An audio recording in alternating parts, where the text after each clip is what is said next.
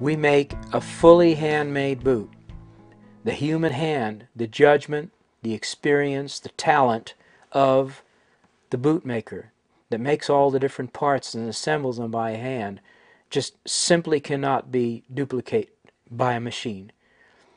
Any hand-lasted boot will be more comfortable than a machine-lasted boot because a machine can't use the judgment that the hand can. You can do things by hand that no machine could ever dream of doing, and you could shape the inside of a boot by hand so that it exactly matches the foot, so much better than any machine could. For instance, here's an example that is probably easy to see. This is a last that's called a hand last. It has very, very complex shapes in it, compound curves. This part curves this way and then it turns around and it goes that way. The instep does the same thing. The human instep is convex, it's not concave. You'll see a lot of boots that are machine made that don't have that bump, and people have what is called a burning instep. The industry has had to invent a term to explain why this part of the boot hurts their feet. Frequently, people with a high instep have to buy a boot that's longer than they need so that it doesn't burn the instep. Then they have the wrong fit in the arch and no support in the heel, and on and on and on.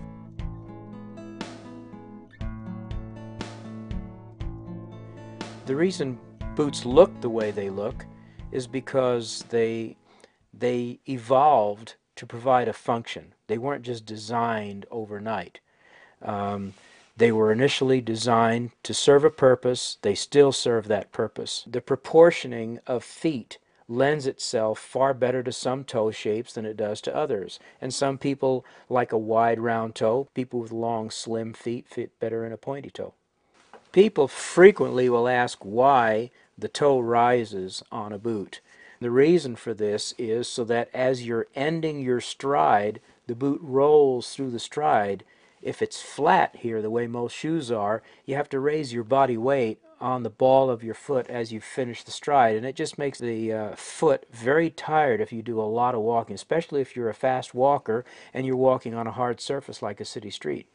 The reason for the heel height on a boot originally was designed to keep the foot from going through the stirrup, but it just so happens that that heel height has turned out to be really good for the posture, for the lower back, for the hips. A boot has a thicker sole on it.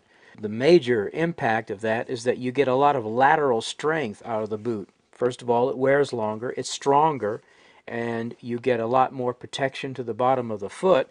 And mostly what you get is you get lateral strength out of the boot, and this is not so much for the foot as it is for your posture, your knees, your lower back, your hips. When the boot is wobbly or when the shoe tends to wear off one way or the other, your knees or your lower back pick up some stresses that they don't need.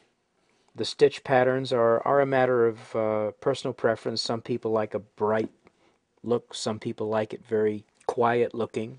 Again, personal preference. At Stewart Boot Company, a custom fit doesn't mean that you have to pay a custom price. Remember, wherever you live in the United States or even outside of the United States, there are dealers that sell our boots, or there is some means by which we can get a Stewart boot on your feet. At Stewart Boot Company, it's the fit that counts.